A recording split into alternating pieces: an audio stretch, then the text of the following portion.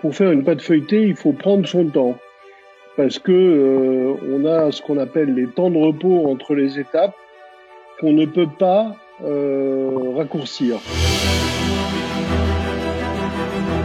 Les possibilités de recettes de macarons sont infimes. On me demande souvent en disant mais vous avez fait beaucoup de macarons, est-ce que vous avez fait le tour de la question? Non, je ne pense pas qu'on puisse faire le tour de la question des macarons parce que c'est un sujet qui est sans fin.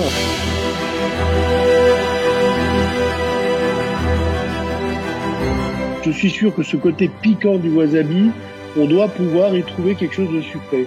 Et quand je suis revenu, j'ai commencé par faire une glace qui était pamplemousse wasabi. La manière dont on travaille la pâte, la manière dont on la cuit, ont un impact sur le résultat final. Alors Pierre, Margot, je vous laisse réactiver votre micro et votre caméra. Passionné de cuisine, passionné de pâtisserie, gourmand, bienvenue à tous dans cet événement inédit organisé dans le cadre du tout premier cours en ligne de Pierre Hermé qui est d'ores et déjà disponible sur Mentor Show. Aujourd'hui, Pierre Hermé, élu meilleur pâtissier du monde en 2016, s'immisce chez vous pour vous partager quelques-uns de ses meilleurs conseils pour sublimer vos pâtisseries. Au programme, pâte feuilletée, tartes et macarons. Pierre est également présent dans cet événement pour échanger autour de son tout premier cours en ligne pour ceux qui souhaiteront le rejoindre. Et puis en toute fin de conférence, Pierre répondra à toutes vos questions. Voilà, alors je sais pas vous, dites-moi dans la zone chat dès maintenant si ce programme vous donne l'eau à la bouche et puis je vous laisse vous saluer entre vous, nous dire d'où vous venez, de quelle ville vous venez. Et puis moi j'en profite pendant ce temps-là pour saluer Pierre. Pierre, bonjour. Oui, bonjour. Et j'en profite également pour saluer Margot. Alors, Margot a été finaliste dans le meilleur pâtissier neuf. Il me semble que Margot, que tu as aussi rencontré Pierre à ce moment-là. C'est ça, sur le thème de l'Alsace.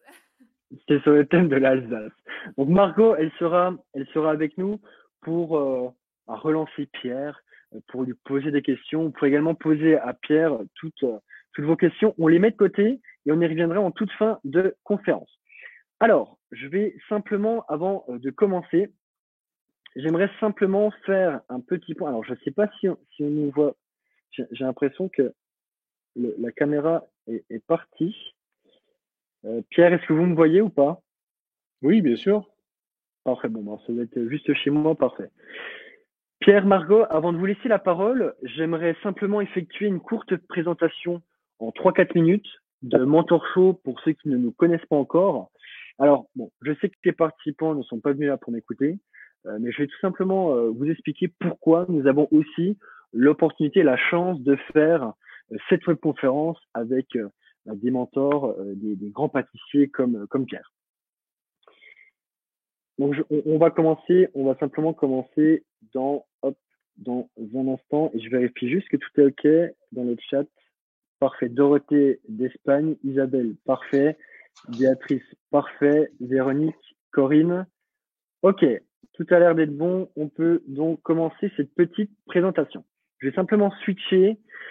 Donc, chez Mentor Show, on est parti d'un constat simple à la base. Et c'est vrai que si on n'a jamais fait un CAP ou si on n'a jamais fait une école de pâtisserie ou qu'on n'a pas la chance d'être accompagné par des grands chefs, par des grands pâtissiers, on met forcément un peu plus de temps pour accumuler des connaissances, pour acquérir des compétences nous permettant de réaliser et de sublimer les plats ou les pâtisseries qu'on aime tant. Et chez Mentor Show, on est vraiment convaincu que ces choses-là peuvent s'apprendre dans des cours en ligne. On atteste par exemple, alors on attend que vous nous envoyiez vos réalisations avec la masterclass de Pierre, on va y revenir tout à l'heure, mais on atteste les réalisations de dizaines, de certains de nos membres qui suivent déjà les cours, pour le coup ici, les cours de cuisine de Cyril Lignac, d'Hélène Darroze, de Pierre Gagnère, de Jean-François Piège, et donc bientôt le cours de pâtisserie de Pierre Hermé. Et c'est ça qu'on fait chez Mentor Show.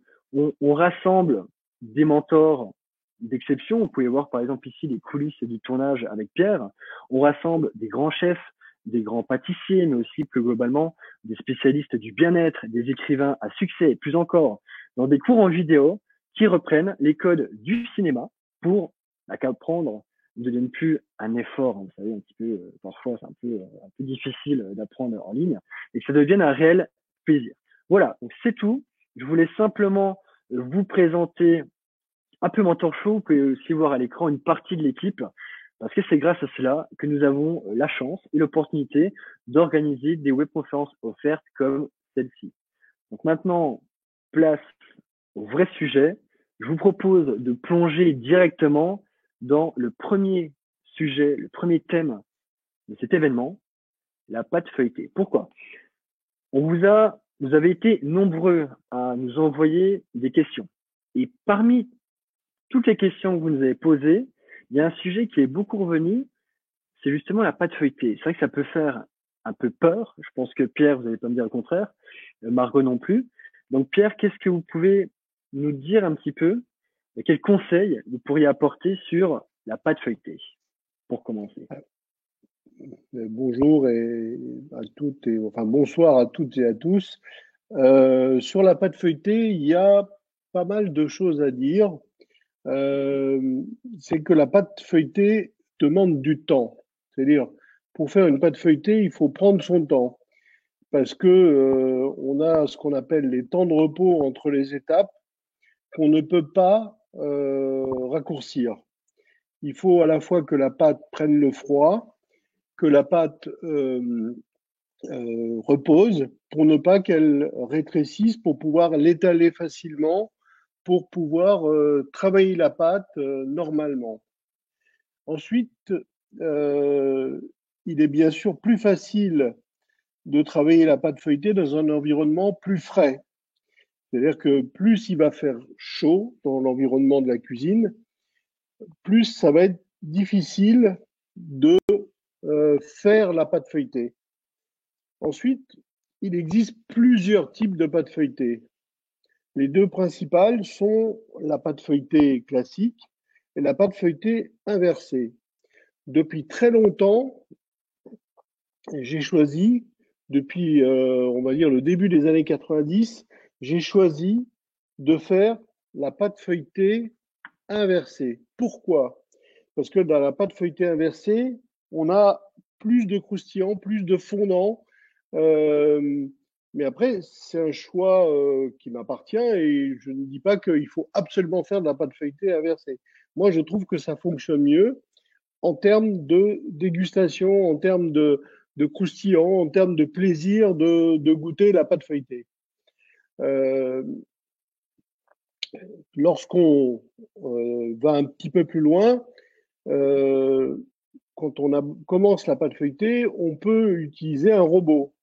C'est plus facile avec le crochet ou avec la feuille, ce qu'on appelle la feuille pour un robot classique.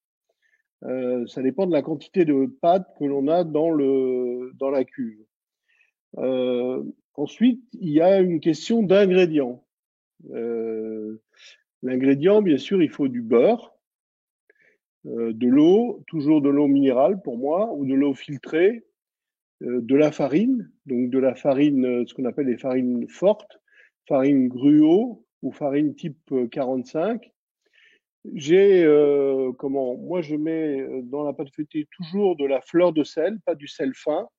Je trouve que le pouvoir salant et la perception saline de la fleur de sel est préférable au sel fin, mais là aussi, c'est encore un point de vue.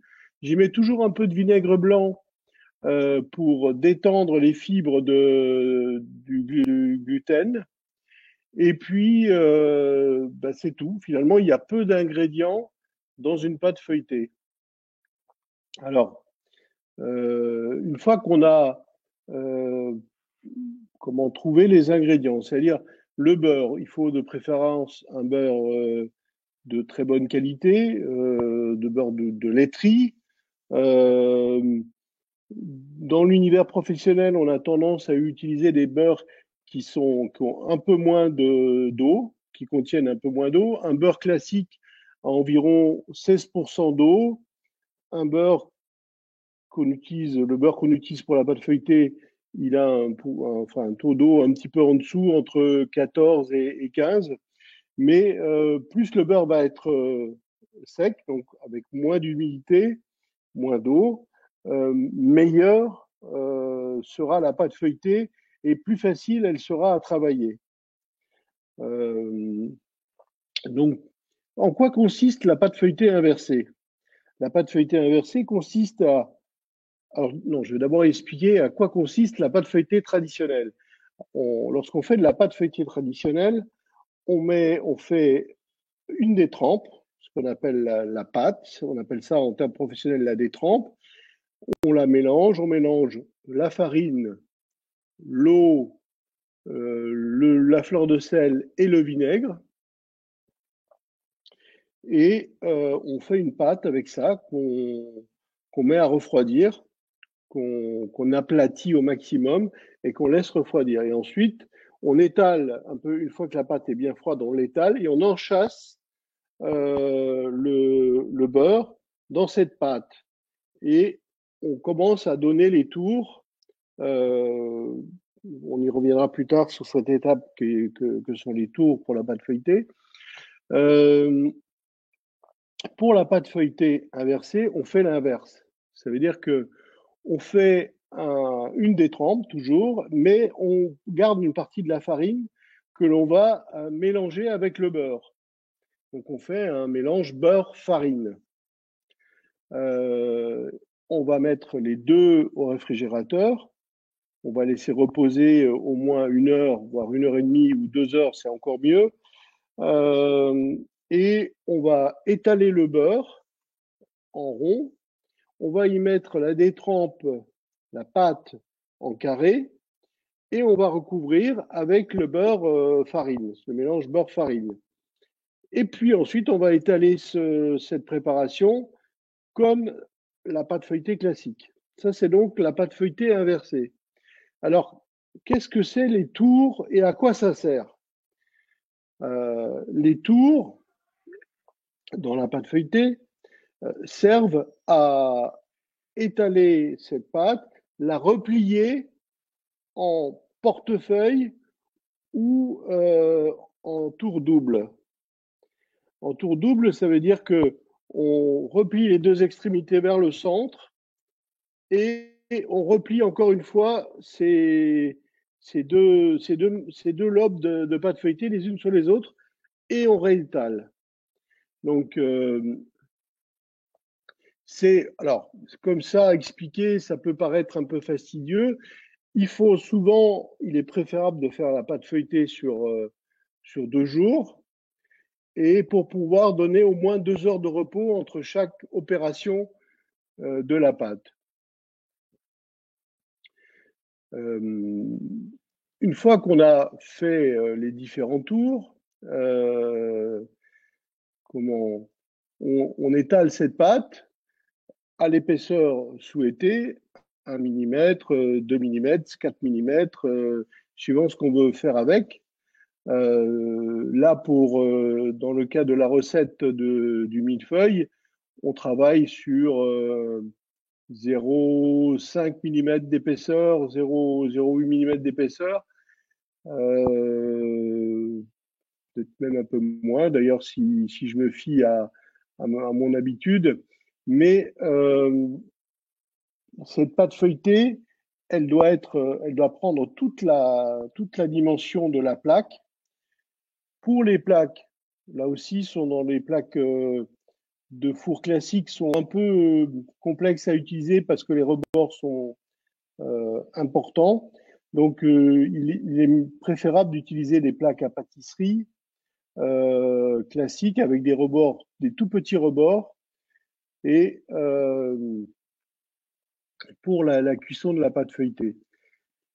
Donc là, j'essaye d'être assez généraliste sur la pâte feuilletée parce que ce qui est important, donc, c'est le mélange, les temps de repos, les pliages. Et une fois qu'on a effectué toutes ces opérations successives, ce qui est important, ça va être de l'étaler à la bonne épaisseur. Margot, est-ce que tu veux rebondir sur des éléments? Attends, on t'entend plus, Margot. J'ai pas mon micro, c'est bon là? Ouais. Essaie de parler un petit peu fort, par contre. Ok. Moi, je me demandais si du coup on devait adapter selon les pâtisseries ou les gâteaux qu'on fait le type de pâte feuilletée ou si en fait une recette de pâte feuilletée c'est toujours pareil. Alors, moi, j'utilise la même pâte feuilletée pour faire toutes les préparations à base de pâte feuilletée. Que ce soit des millefeuilles, des fonds de tarte, comment, des vol au vent, des bouchées à la reine, des feuilletés salés. Enfin, j'utilise toujours la même pâte feuilletée. Donc, pour moi, il n'est pas nécessaire d'adapter. Ok, ça marche. Alors, de toute façon, on met de côté, comme à chaque webconférence, je vois qu'il y a beaucoup de questions. On les met de côté et l'objectif, c'est qu'on y réponde aussi lors de la phase de questions-réponses. Et, euh, et comme ça, peut-être qu'on peut passer. Alors, je sais pas, Pierre, si vous vouliez dire d'autres choses sur la pâte De toute feuilletée. façon, dans le cours, je reviens très très précisément et je ne l'ai volontairement pas expliqué parce que l'histoire des tours, Les pardon, tours. doubles Ouais. ou simples, demande à être visionné parce que euh, c'est beaucoup plus parlant lorsque on le voit faire et lorsqu'on peut assister au cours parce que Ah, bien sûr, de bien sûr. l'expliquer, c'est complexe. Et donc, alors, j'ai passé sous silence volontairement la pâte demi-feuilletée parce que c'est quelque chose que j'ai peu pratiqué. Et ça permet, alors elle a l'avantage, cette pâte, c'est de permettre de faire une pâte feuilletée en accéléré. Euh, donc en ayant des temps de repos beaucoup plus courts. Mais on n'a pas le croustillant, on n'a Mm. pas la texture de la pâte feuilletée. Mais on a une espèce d'approche de pâte feuilletée qui peut fonctionner par exemple, pour des fonds de tarte. C'est pas mal. Très intéressant, très intéressant. Margot, tu voulais rebondir ou tu veux qu'on passe au thème numéro 2? Il y a ton micro qui est éteint. Non, je crois pas. Enlève tes Là, c'est écouteurs, bon? je pense. Ouais, c'est bon. Ok, Essaie de super. parler. Ah oui, c'est vrai, effectivement, Sandy, et puis les autres, moi je vois aussi vos messages. Effectivement, il y a peut-être un, bon, c'est les aléas, hein, c'est les aléas d'une conférence en live. Il y a peut-être un petit souci de micro chez Margot. Margot, essaie de Ça marche. parler à peine plus fort et sinon, moi, je poserai la question à Pierre. C'est vrai que c'est très, très intéressant les questions que tu poses. Ça marche. Non, moi je disais que là sur la pâte feuilletée, j'avais pas d'autres questions, Pas d'autres mais j'en questions. aurais Ok. peut-être plus sur les macarons. Ouais, ok. Bon, En on y fait, reviendra. ce qu'on peut dire sur la pâte feuilletée, c'est que il n'y a pas beaucoup de latitude pour interpréter. C'est-à-dire que il faut bien, bien respecter Hmm. les consignes et la recette et les temps de repos et les pliages. Parce que sinon, il y a des conséquences sur le résultat final. Qui peut être terrible. Qui peut être terrible. Bah, c'est Pierre, terrible. alors, Bon, bien sûr, c'est des gâteaux, mais c'est des donc gâteaux, oui, c'est des gâteaux. la Mais ça peut être terrible. portée, ça Pour- change pas la vie non plus. Mais en même temps, c'est Oh. vrai que on peut se faire plaisir. Voilà, On peut c'est ça. rater, on peut passer à côté de la dimension plaisir de la pâtisserie. Exactement. Alors justement, en parlant de plaisir, il y a un second thème qui est vraiment beaucoup, beaucoup revenu de la part des participants quand on leur a posé des questions pour cette webconférence, c'est les tartes. Alors, comment on peut passer d'une tarte banale à une tarte très bonne? Alors, dans les tartes, euh, il y a une chose qui est importante, c'est le fond de pâte, le fond de tarte. Ça veut dire la pâte, la texture de la pâte et la cuisson de la pâte. Euh, que ce soit un fond en pâte feuilletée, que ce soit un fond en pâte sucrée ou sablée, ou un fond en pâte brisée ou pâte à foncer, comme on appelle ça. Euh, la manière dont on travaille la pâte la manière dont on la cuit, ont un impact sur le résultat final. Je prends un exemple. Euh, la pâte sablée ou la pâte sucrée, lorsqu'on la mélange, on doit la travailler le moins possible. On va juste l'amalgamer. Donc, si on la travaille peu, on aura une pâte plus friable, plus croustillante, et donc on risque d'avoir une tarte avec un fond de pâte beaucoup plus croustillant. Ensuite, l'autre, là aussi, dans les pâtes à tarte, dans les pâtes brisées, dans les pâtes feuilletées, dans les pâtes sablées ou pâtes sucrées, le temps de repos aussi est important. La pâte, à chaque fois, doit avoir au moins 1 heure à 2 heures même de repos pour éviter que la pâte ne se rétracte. Et l'autre étape qui est cruciale dans la pâte, c'est la cuisson. Alors que ce soit une cuisson sans garniture ou une cuisson avec garniture, la cuisson à cœur de la pâte est extrêmement importante parce qu'une pâte sucrée qui n'est pas cuite de part en part, qui est cuite blond, comme souvent indiqué dans les recettes, c'est une pâte qui a le goût de farine.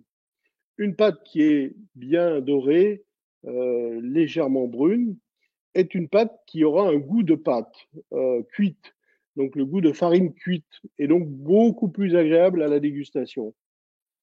Donc ensuite, dans les tartes, on peut mettre des garnitures de crème, on peut mettre des garnitures à cuire, on peut mettre des garnitures de fruits. Je prends l'exemple d'une tarte au quetch, tout simple. On prend un fond de pâte qu'on précuit légèrement aux 3/4. On y met juste des brisures de sablé ou de petit beurre et on dispose les quetchs par-dessus et on cuit. Et là, on aura une tarte parfaite, donc toute simple et parfaite. On peut aussi faire des tartes en mettant une crème d'amande que l'on met dans le fond de tarte crue et que l'on cuit ensuite au four. Ou alors, on peut cuire le fond de pâte tout seul en mettant un papier siliconé, un papier cuisson dans le fond de tarte. On met par-dessus soit des pois chiches, soit des haricots blancs, et on cuit le fond de tarte tout seul. On le cuit de part en part. Et ensuite, on rajoute une crème à la vanille, on met des fruits frais, framboises, fraises, ce qu'on aura envie de. Donc, il y a plusieurs façons de faire des tartes. Et il n'y a pas, enfin, on ne peut pas dire que une des façons soit préférable. À chaque fois, c'est un choix. Moi, je vois quand je travaille sur un projet de nouvelles tartes, ben, je réfléchis au goût de la pâte, à la texture de la pâte et à l'impact entre la pâte et la garniture. Et je choisis la pâte qui me semble convenir le mieux. Pendant que Margot prépare une question, dans la zone de chat, je vous lance un petit défi. Dites-nous en une phrase ce que vous avez retenu des conseils de Pierre sur les tartes. Je vous lance un petit défi. Et puis Margot, est-ce que tu as une question pour rebondir sur... Moi, du coup, je voulais vous demander si vous aviez une température que vous recommandiez pour cuire les tartes, parce qu'on voit énormément de choses sur Internet. Il y en a qui les cuisent assez fortes, enfin dans les 180-190. Il y en a qui disent qu'il faut plutôt la cuire dans les 150. Donc voilà, avoir votre avis sur ce point. Alors, je ne suis pas sûr qu'il y ait une température idéale. Pourquoi je dis ça? Parce que d'un four à l'autre, l'étalonnement d'un four peut être aléatoire. La température affichée n'est pas toujours la température réelle. Ça, c'est une chose déjà qu'il faut prendre en considération. Donc, chaque four peut avoir à affichage égal, peut avoir une température réelle au-dessus ou en dessous. Donc, il faut en quelque sorte apprivoiser le four, toujours. Donc, à partir de là, moi, j'ai tendance à cuire les tartes à 170 aux alentours de 170, plus ou moins en fonction du four.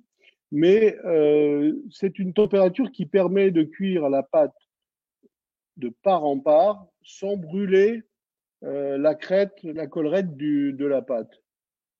Ok, bah merci. Merci Pierre, merci Margot. Alors, qu'est-ce qu'on a le petit défi que j'ai lancé, puis après on va passer au macaron.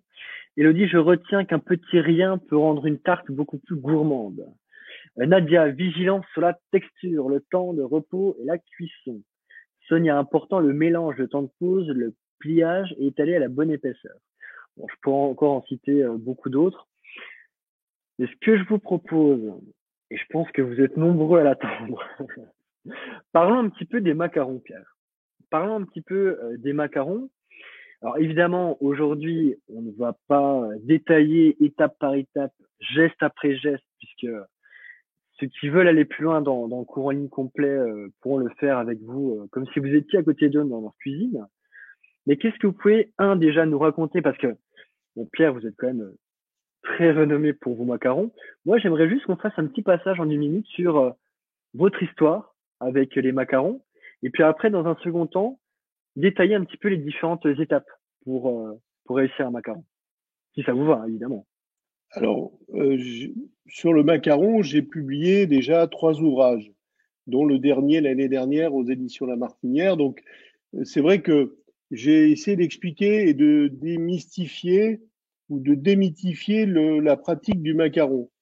Comme pour toutes les recettes, il faut toujours prendre le temps de lire la recette, d'identifier les matières premières qui sont indiquées dans la recette. Ensuite, une fois qu'on les a identifiés, faire acheter tous les ingrédients, avoir tous les ingrédients sous la main pour commencer la recette, identifier le matériel dont on a besoin, très important aussi, et d'avoir tout le matériel à portée de main. Une fois qu'on a réuni les ingrédients, le matériel, on peut travailler sereinement la recette, que ce soit pour des macarons ou pour autre chose. Ensuite, dans le macaron, il y a beaucoup d'étapes. Il n'y a rien de compliqué en soi. Il y a quelques tours de main, bien sûr, mais il n'y a rien de compliqué. C'est plutôt complexe que compliqué. Parce qu'il faut réunir plein de gestes et plein de petits détails qui font qu'on réussit les macarons. Et puis après, il y a également, quand je parle de macarons, je parle là de macarons garnis, comme j'ai l'habitude de les faire. Parce que on peut faire des macarons juste avec du sucre, de l'amande, des blancs d'œufs. Et ça s'appelle aussi des macarons. Notamment, enfin, on trouve des macarons d'Amiens, de Saint-Jean-de-Luz, de Saint-Émilion, Montmorillon. Enfin, il y a comme ça une diversité de macarons assez importante. Lorsqu'on fait des macarons classiques, comme on les connaît aujourd'hui, donc il faut réunir. Il y a de la poudre d'amande sur le biscuit, il y a de la poudre d'amande, il y a du sucre glace, il y a des blancs d'œufs. La principale difficulté réside souvent à réaliser et à fabriquer les coques de macarons, les coques de biscuits macarons. Alors, tout à l'heure, vous me parliez de mon histoire avec le macaron. C'est vrai que j'ai appris comment mon père, boulanger-pâtissier, faisait déjà des macarons, mais c'était des macarons de Nancy. Donc, c'est des macarons craquelés. Et il n'y avait qu'une seule coque et qui étaient des biscuits dans lesquels il y avait de l'amande et de la noisette. Quand j'ai commencé le métier de pâtissier, j'ai appris à faire des macarons chez le nôtre. Et à l'époque, on faisait vanille, chocolat, framboise et café. Donc 4 sortes de macarons. Et personnellement, j'aimais pas beaucoup ça parce que je trouvais que ça manquait de goût, de saveur, parce qu'on mettait juste une pointe de crème pour lier les deux coques de biscuits ensemble. Et je trouvais que ça manquait un peu de goût, mais déjà le macaron avait beaucoup de succès. Et chemin faisant, j'ai essayé de comprendre pourquoi je ne les aimais pas. Eh ben, parce que je trouvais que les macarons manquaient de goût. Donc, je me suis dit, ben, comment je vais faire pour donner plus de goût? Ben, je mets plus de garniture. Donc, la particularité de mes macarons c'est qu'ils sont beaucoup plus garnis, ce qui donne beaucoup plus de goût aux macarons.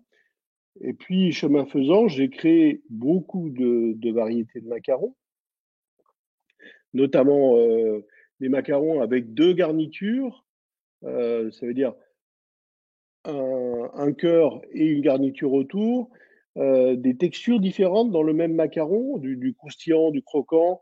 Et puis, j'ai créé des macarons avec des morceaux de fruits ou des morceaux de légumes cuisinés, enfin, ou avec du caviar, ou avec du foie gras, des noisettes. Enfin, j'ai créé comme ça beaucoup de recettes de macarons. Et aujourd'hui, j'ai vraiment plaisir à manger des macarons.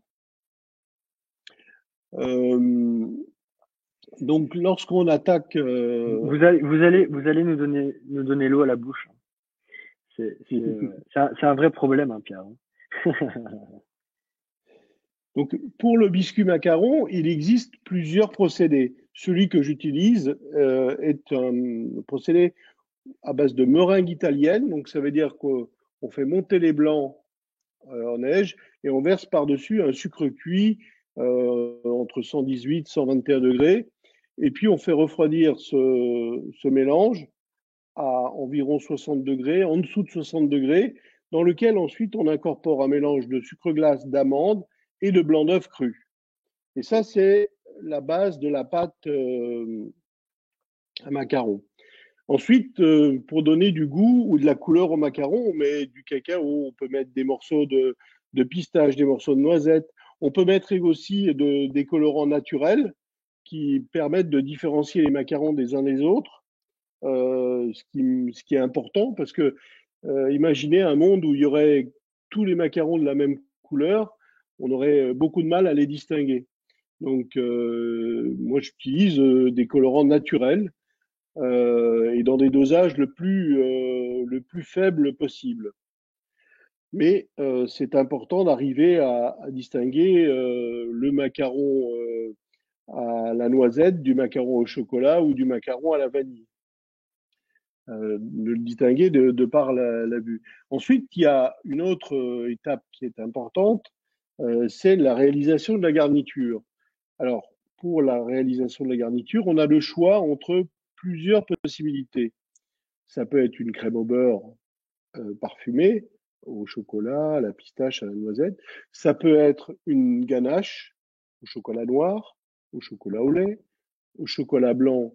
Et cette ganache au chocolat blanc, on peut l'aromatiser avec des purées de fruits, avec des zestes de citron, avec plein de choses.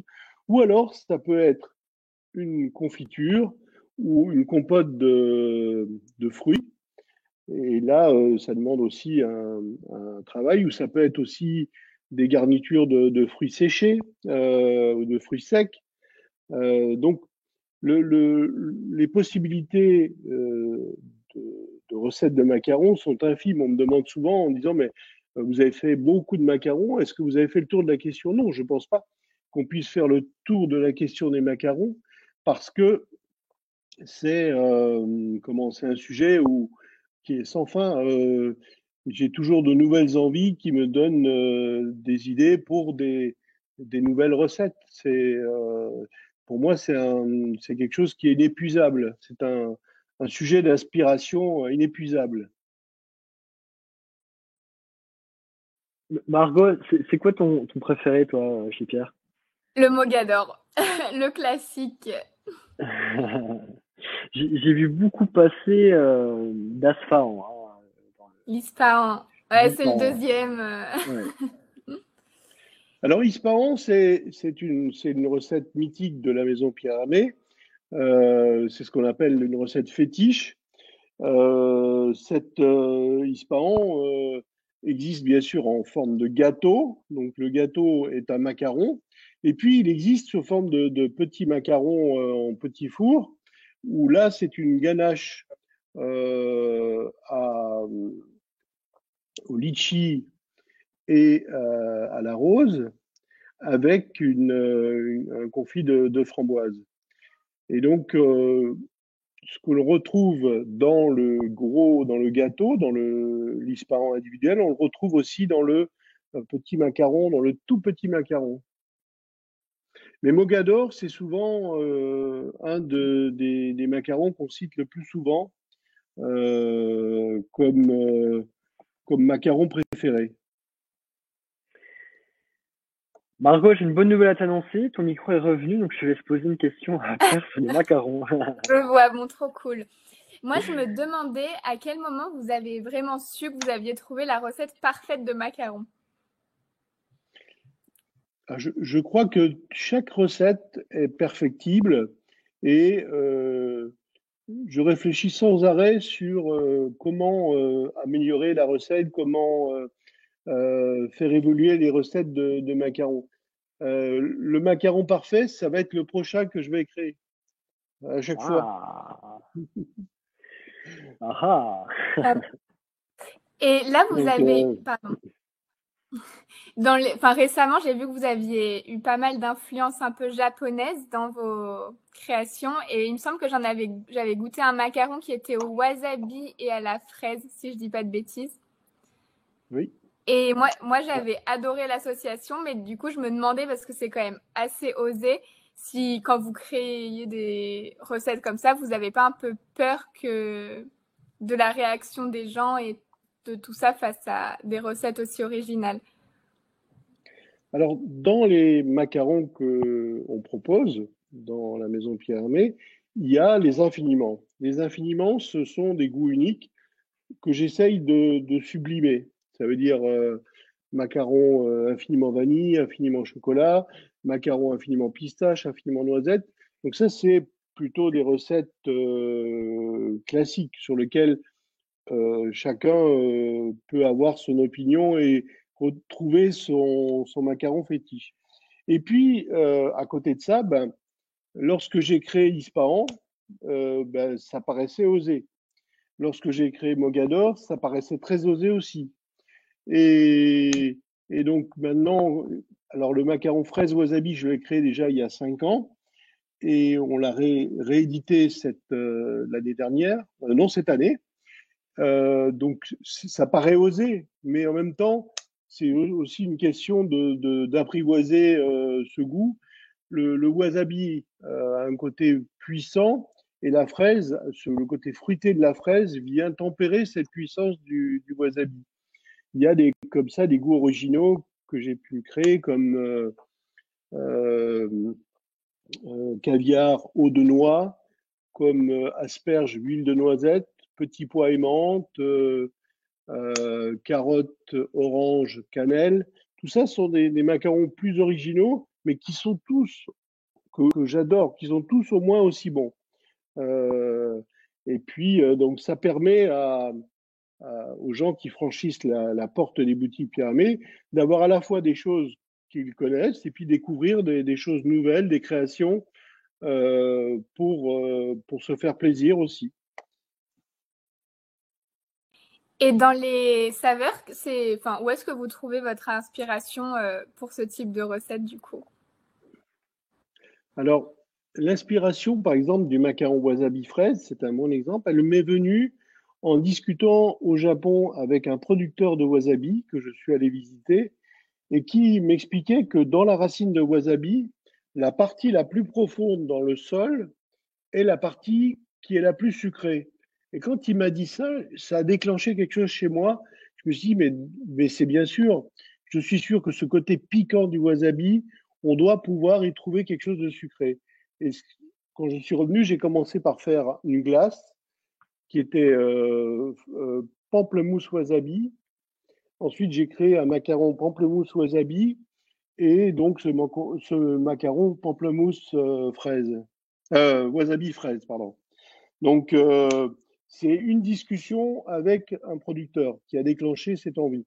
Donc, chaque création répond à à un schéma très différent.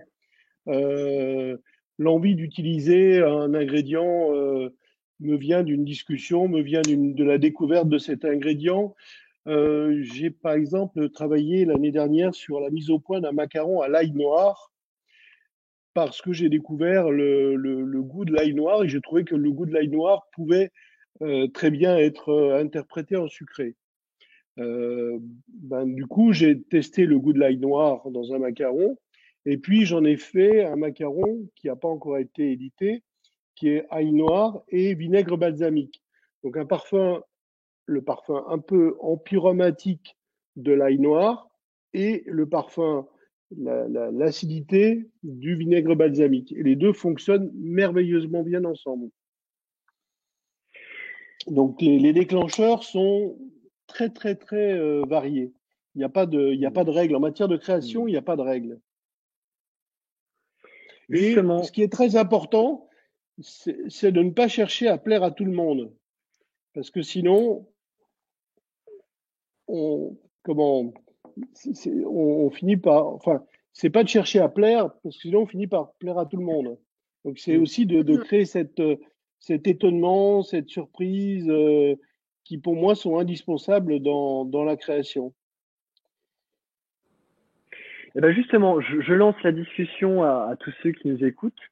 Dites-nous dans la zone de chat ce que vous avez retenu du thème des macarons. Et puis pendant ce temps, Pierre Margot, ce que je vous propose, on a mis de côté toutes les questions des participants. On va donc y répondre dans un instant. On va essayer de répondre à un maximum de personnes parce que je vois que vous êtes vraiment nombreux. On va continuer de vous partager des conseils. Mais avant, vous avez été aussi nombreux à vouloir aller plus loin avec le cours en ligne complet de Pierre. Donc, je vais simplement lancer la bande-annonce du tout premier cours en ligne sur la pâtisserie de vous, Pierre. Et puis ensuite, nous pourrons en discuter ensemble.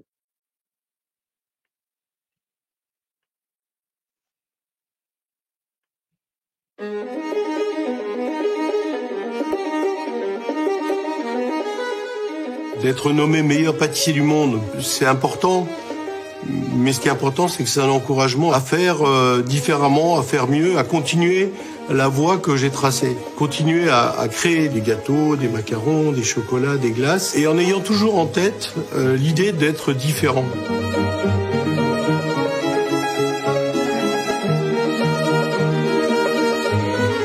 Je dis toujours, le salé pour se nourrir et le sucré pour le plaisir. Pour moi, un gâteau, ça doit créer des émotions, ça doit créer des souvenirs. À travers ces cours, j'ai voulu vous apporter un autre regard, un autre point de vue sur les techniques de la pâtisserie et sur le savoir-faire pâtissier. D'aborder la pâte feuilletée inversée, la pâte à choux, la pâte brisée, il y a la crème pâtissière, il y a la crème anglaise, et puis bien sûr la technique du macaron.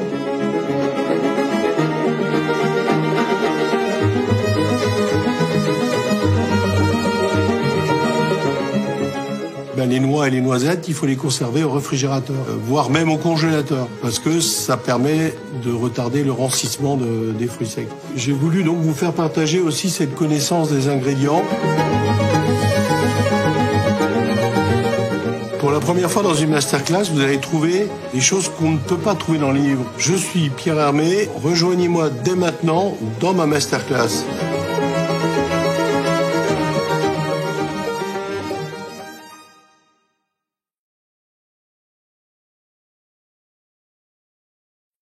Alors, Margot, je te laisse remettre ta petite caméra. Pierre, je vous laisse réactiver également le micro. Alors, bon, vous étiez tellement nombreux que forcément, il y a eu un petit décalage au niveau de la vidéo, mais a priori, c'est que le plus important est que vous ayez pu voir l'entièreté de la bande-annonce. Alors, je vais laisser la parole dans un instant à Pierre, mais avant, j'aime quand même bien expliquer à tous ceux qui nous écoutent comment on crée chaque cours avec Pierre ici, mais également avec nos différents mentors. Pour commencer, on fait toujours ça. On a demandé à des milliers de passionnés de pâtisserie, débutants, intermédiaires, confirmés, ce qu'ils voulaient apprendre dans le cours de Pierre. Et voici ce qu'ils nous ont demandé en priorité. Premièrement, les bases de la pâtisserie, mais aussi forcément les techniques, les secrets de Pierre, et un petit peu réadapter, simplifier pour l'occasion, avec des ustensiles et équipements du quotidien pour sublimer leur pâtisserie. Ensuite, ils nous ont beaucoup demandé forcément les spécialités de Pierre, macarons, tartes, gâteaux, sablés, éclairs, millefeuilles, coupes d'assiette, mais revisiter et simplifier pour tout de même les réaliser à la maison. Ensuite, ils nous ont demandé forcément des recettes originales exclusives avec des ingrédients faciles à trouver. Ça, c'était vraiment les demandes de tous ceux qui voulaient suivre la masterclass de Pierre.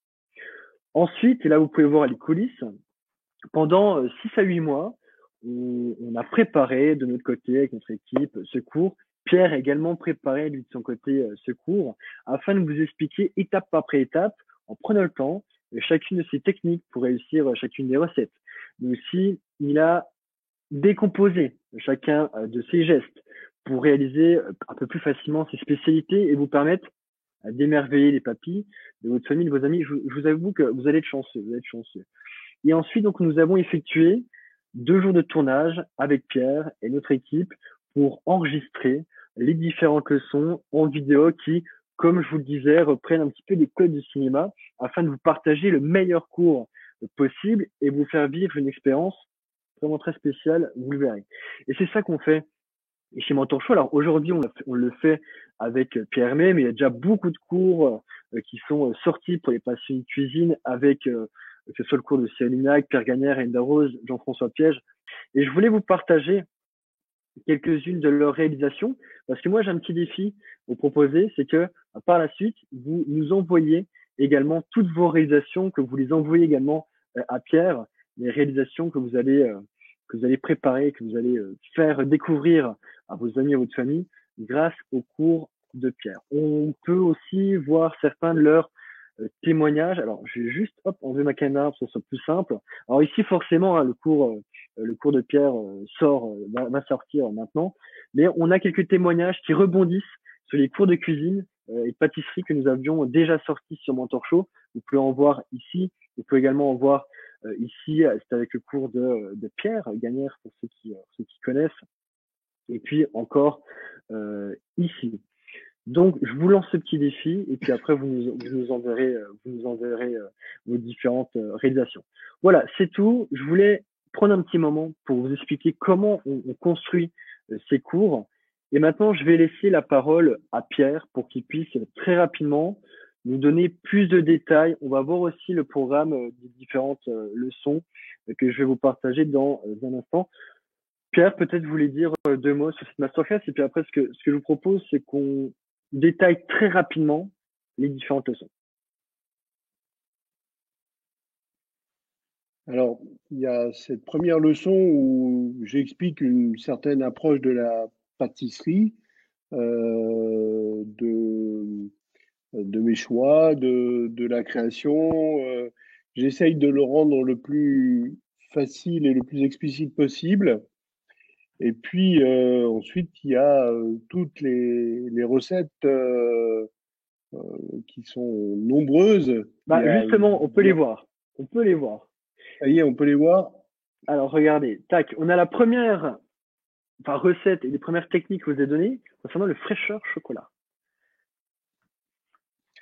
Ça, c'est un gâteau qui est simple à réaliser et vraiment très agréable à déguster parce qu'il y a un brownie, il y a une crème onctueuse au chocolat et c'est tout. Il y a des morceaux de noix de pécan caramélisés dessus. Donc, c'est un gâteau facile et très, très bon, très, très gourmand, très, très agréable à manger pour les amateurs de chocolat parce que c'est un gâteau tout chocolat. Ensuite, forcément, on peut pas y échapper. Des macarons au pain d'épices, un peu en hommage à mon Alsace natale, avec un morceau de pamplemousse confit au centre, donc pain d'épices pamplemousse. À l'approche des fêtes de fin d'année, c'est d'actualité. Ensuite, un sablé viennois, mais comme un sandwich glacé. Donc, ce sablé viennois, on peut l'utiliser tel quel en petit format. Là, j'ai fait des grands formats. Je les ai trempés à moitié dans du chocolat noir On aurait très bien pu utiliser du chocolat au lait aussi pour ceux qui n'aiment pas le chocolat noir. Et puis à l'intérieur, j'ai mis une glace vanille. Et cette glace vanille, elle vient comme ça. Ce sablé, il se mange un peu comme un sandwich glacé.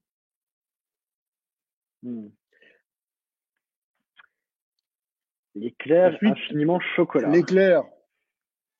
L'éclair infiniment chocolat, ça permet vraiment d'avoir une base de recettes pour des éclairs. Bien sûr, souvent, je rencontre beaucoup plus de gens qui adorent l'éclair au chocolat. Après, on aurait pu faire au caramel, on aurait pu faire café et vanille, mais chocolat reste emblématique. Majoritaire. Voilà.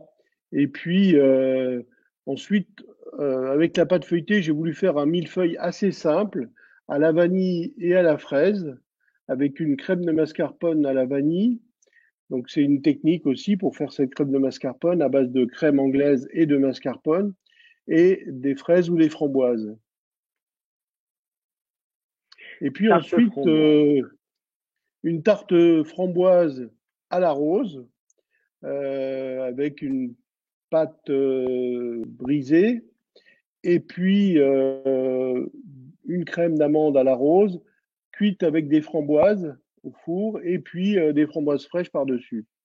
Donc là aussi, c'est une tarte qui est très simple à réaliser. Et puis, bien sûr, une coupe glacée comme une pêche melba, mais sauf que j'ai remplacé la glace vanille de la pêche melba par un sorbet pêche et une glace à la verveine. Merci Pierre. Alors après, il y avait aussi une leçon conclusion. Je me permets d'avancer puisque je vois, puis après on va répondre à toutes vos questions. Pierre, ce que je vous propose, Margot également, c'est qu'on revienne aux questions-réponses et puis qu'on puisse répondre aux différentes questions des participants. Alors, on va revenir un petit peu en arrière au niveau des premières questions sur les pâtes feuilletées. Il y a une question de Valérie, je pense, qui va m'intéresser aussi beaucoup.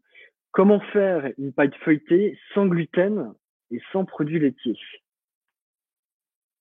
Pour ceux qui seraient, par exemple, allergiques au gluten, ou etc.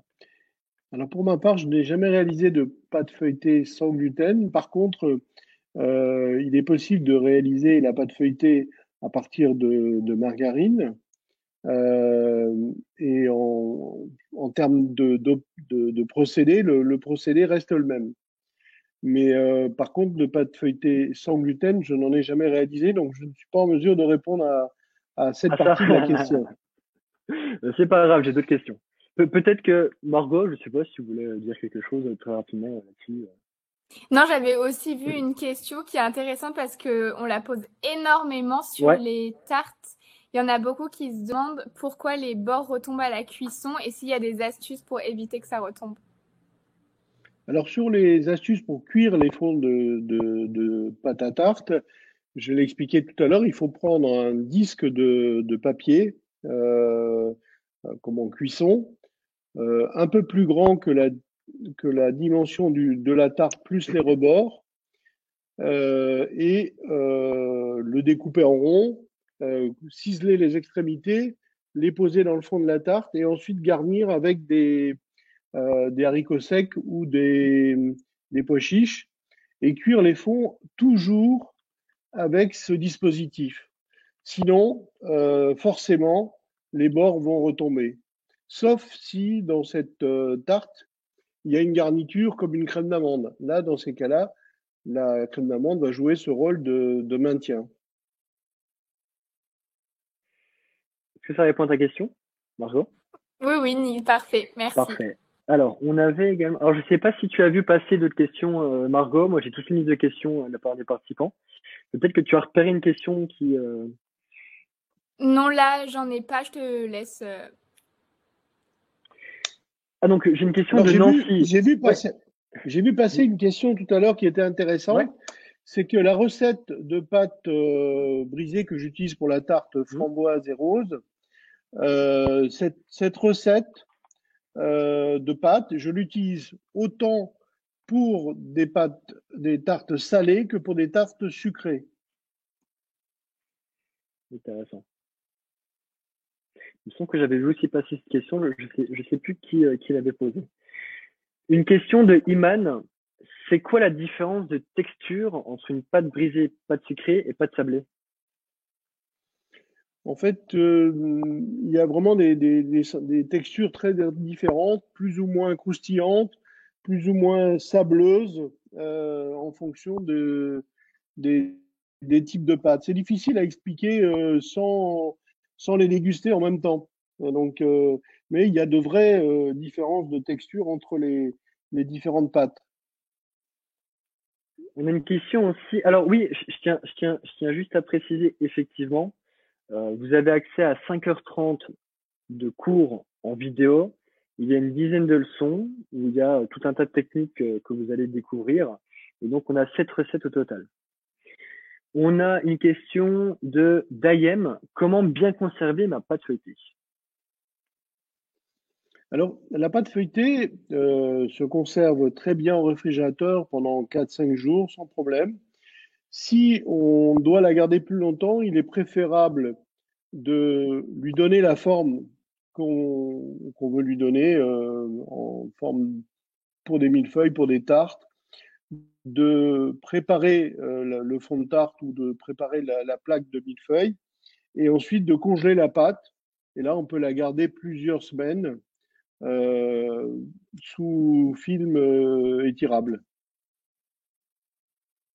Merci Pierre. Est-ce que ça répond à ta question, Dayem? Je pense.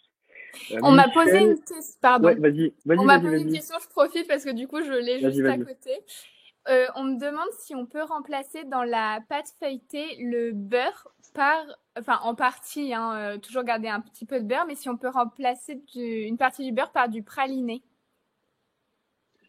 Là aussi, je ne l'ai jamais testé, mais on peut mettre du praliné dans le beurre. Ça, c'est possible. Mais remplacer une partie du beurre, ça reste à tester.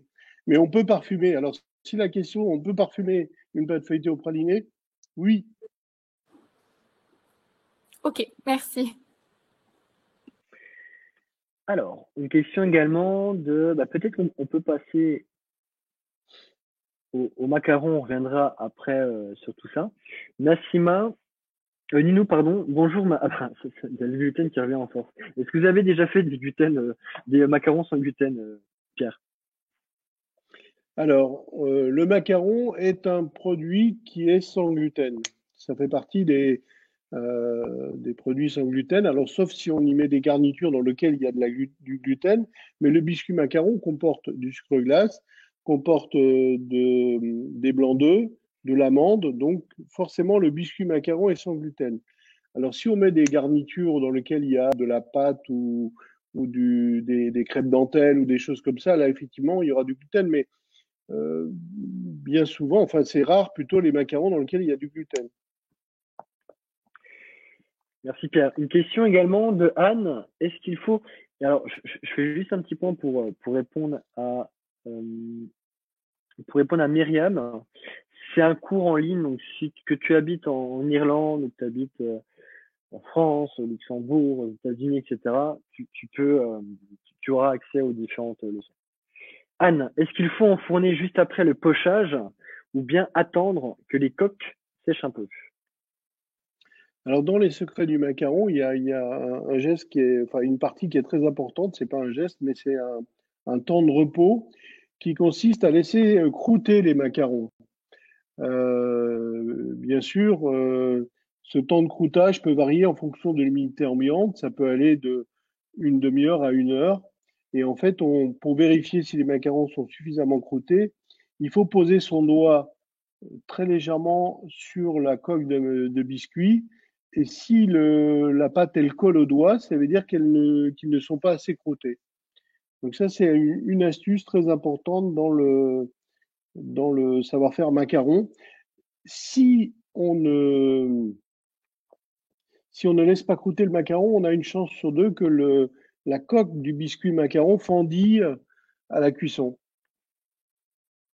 Merci Pierre. Alors, juste un petit point, je fais un petit aparté parce que je vois qu'il y a aussi beaucoup de questions sur le cours. J'en profite en 30 secondes pour y répondre. Pendant ce temps, Margot, je te laisse réfléchir à quelques questions. On va encore prendre quelques questions pour répondre aux participants parce que je vois qu'il y a vraiment beaucoup de questions. vous faire un petit rappel sur le cours. Vous avez accès à 10 leçons en vidéo que vous pouvez suivre quand vous voulez. Au programme, on a les bases de la pâtisserie. On a également plus d'une quarantaine, on a fait le calcul avec notre équipe, plus d'une quarantaine de techniques, de conseils que vous pouvez réutiliser dans les recettes qui sont proposées pour ce cours, mais vous pouvez très bien extrapoler pour d'autres recettes, d'autres déclinaisons. On a évidemment les spécialités de Pierre, macarons, tarte, gâteau, sablé, éclair, millefeuille, coupe glacée, mais revisitées, simplifiées pour les réaliser à la maison. Alors, revenons à la phase de questions-réponses. Margot, je t'ai lancé un défi juste avant. Je te laisse poser une question à Pierre. Je vois beaucoup de questions quand même qui passent sur les macarons. Je crois que c'est le sujet où les gens se posent le plus de questions. Et du coup, ça a posé aussi pour les blancs d'œufs. On voit beaucoup, il y a beaucoup de chefs notamment qui conseillent de les casser la veille, de les garder et de les utiliser le lendemain, de les faire un peu vieillir. Et est-ce que ça a vraiment une utilité et pourquoi on fait ça en fait? En fait, on fait ça pour que on casse les œufs la veille ou l'avant-veille. On les laisse à température ambiante pour que les blancs se liquéfient, c'est-à-dire qu'ils aient moins de corps. Et de par cette action, les macarons montent plus facilement et ne grainent pas. Donc, c'est surtout vrai quand on utilise des œufs très frais. Où il est préférable de laisser les blancs vieillir un tout petit peu. On ne prend aucun risque étant donné que les blancs passent à la cuisson à une température assez élevée. Très bien, merci. Ah, on t'entend pas. Ah, vous m'entendez? C'est bon. Ouais, c'est revenu, parfait. Oui, Joël, effectivement, vous pouvez suivre les cours, les différentes leçons quand vous voulez. Vous avez un accès illimité. Margot, est-ce que tu as une autre question pour Pierre? J'ai vu aussi une autre question qui passait de quelqu'un qui se demandait pourquoi privilégier la meringue italienne à la meringue française. C'est une question de mode opératoire, de choix de recettes, de texture. Les deux fonctionnent. Donc, ça, c'est chaque pâtissier choisit la technique qui lui convient le mieux et pour lequel il pense obtenir le meilleur rendu. Ça veut dire celui qui lui convient. Je ne dirais pas qu'il y a une recette qui est meilleure que l'autre, tout ça. Elle est meilleure à mon sens, mais ça n'engage que moi. Donc, ça marche, merci. Et moi, je crois que de mon côté, en tout cas, c'était bon, c'était très clair. Donc. On a Anaïs justement qui rebondit. Quels sont le temps et la température de cuisson des coques? Alors, je sais pas si là aussi, donc, la température de cuisson, elle est aux alentours de 170 degrés. Mais comme je l'expliquais tout à l'heure, d'un four à l'autre, cette température peut varier parce que ça dépend comment le four il est étalonné. Mais 170, c'est une bonne base. Parfois, on cuit moins à une température inférieure ou à une température supérieure. Mais 170 étant une bonne base. Margot, est-ce que tu veux rebondir là-dessus? On va clôturer dans 3-4 minutes. Margot, est-ce que tu as une question? Peut-être des choses qui te viennent en tête maintenant et que tu aimerais poser à Pierre? Là, je crois que de mon côté, c'est tout bon. Moi, vous avez répondu à toutes les questions. Je me permets de prendre celle de Patrice. Pourquoi entre la première et les plaques suivantes, les macarons sont différents? Vous voulez dire la même préparation, les macarons sont différents, c'est pas normal. Quel peut être le souci? Il y a une anomalie. Non, je sais Peut-être si on a mélangé la préparation un peu trop chaude, je sais pas. C'est pas normal en tout cas. Qu'elle épaississe en refroidissant, ouais. C'est possible, mais après le résultat doit être le même. Margot, tu voulais rebondir là-dessus? Non, je disais que moi, des fois, j'ai des résultats différents quand je pose ma deuxième fournée de macarons sur ma plaque du four qui est encore chaude parce que je la sors du four. Mais voilà. Ah, il faut toujours travailler sur des plaques froides, hein, ça Ouais. c'est sûr. Alors Margot, est-ce que tu peux checker s'il y a d'autres questions? J'arrive plus à vous voir. Il y a un petit problème technique qui va revenir. Est-ce que tu peux juste regarder s'il y a d'autres questions? Sinon, on va conclure dans un instant. Je vais laisser un dernier mot à Pierre pour conclure. Non, je regarde, mais je pense que vous avez déjà... Ah, quelqu'un qui demande si vous imperméabilisez les coques de macarons pour éviter qu'elles ramollissent. Ou si c'est pas nécessaire. Non, je n'imperméabilise pas les coques de macarons pour les empêcher de ramollir. Au contraire, je recherche cette osmose entre la garniture et le biscuit pour ramollir légèrement le biscuit et ne garder que cette petite croûte au-dessus du macaron. Ok, ça marche. Ah, Mathieu est parti, j'ai eu un message. Je regarde s'il y a d'autres questions. En tout cas, j'espère que vous aurez autant de plaisir à suivre ces cours que j'ai pu avoir à les tourner et à les animer. J'ai essayé de donner un maximum d'explications de manière à ce que vous trouviez les réponses à la plupart des questions que vous pouvez vous poser. Et en tout cas, moi, j'ai eu beaucoup de plaisir à tourner et à faire ces cours.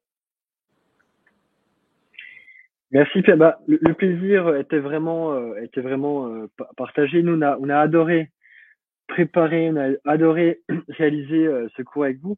Et puis surtout, je voudrais remercier déjà tous ceux qui ont participé à cet événement. Je voudrais remercier aussi tous ceux qui ont rejoint votre cours en ligne. On attend vos différentes réalisations. N'hésitez pas à les envoyer, à nous les envoyer, à les envoyer également à Pierre. Margot, je voulais aussi te remercier d'avoir participé à cette conférence. C'était vraiment top. On a passé un très bon moment. D'ailleurs, je peux vous lire certains des commentaires. Guillaume, merci à tous pour cette conférence. Anaïs, merci beaucoup à vous trois pour cette autre conférence. Hâte de commencer les cours. Annick, un tout grand merci. Myriam, oh oui, sans aucun doute, merci, c'est Noël avant Noël. Bon, après, il y a beaucoup de... Jenny, merci à vous tous et surtout à Pierre Hermé pour la réalisation de vos merveilleuses gourmandises. Céline, merci pour cette conférence, etc., etc. En tout cas, Margot, merci beaucoup. Merci à vous, c'était bien cool. Et puis Pierre, un grand merci. Merci et bonne soirée à toutes et à tous. Merci. Je voulais juste switcher, désactiver votre micro et caméra, mais ne fermez pas les onglets tout de suite, le temps qu'on puisse lancer les différentes bonnes annonces. Mais je vous laisse désactiver micro et caméra. Merci beaucoup.